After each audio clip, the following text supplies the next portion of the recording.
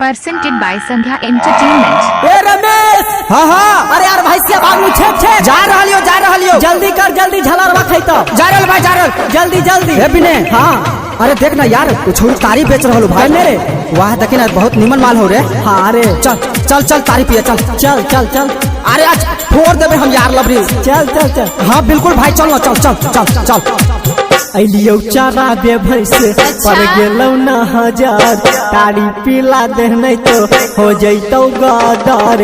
मानिले हमर कहानिया गे छहुरी, छोड़ देबौ नहीं तो लवनिया गे छहुरी, छोड़ देबौ नहीं तो लवनिया गे छहुरी। अलियो चारा दे भैंसे पर गेलौ न हजार, तारी पिला दे नहीं तो हो जैतौ गदर।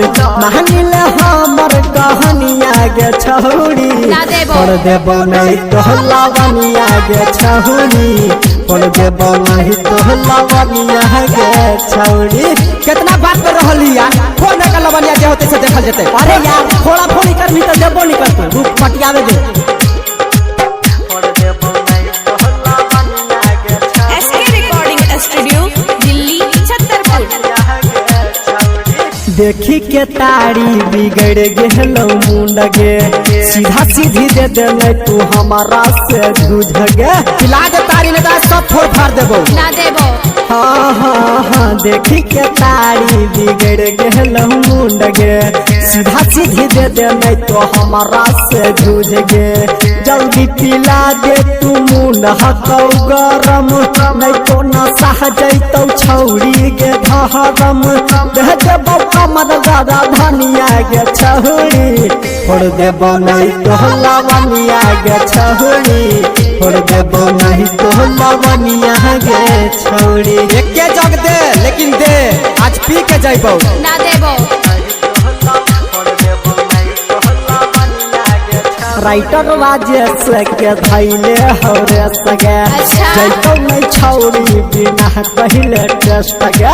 लगो हो पानी उनी मिलाबो हो, टेस्ट कर तो बिना एकर तारी। हाँ हाँ हाँ, इसके जोगी के हाँ धैले हौरे सगे, जैतौ नहीं छौरी बिना पहले टेस्ट गे। कुछो नहीं करतौ सिपाही थानेदार गे, निर्मल विनय हम ही कलाकार गे।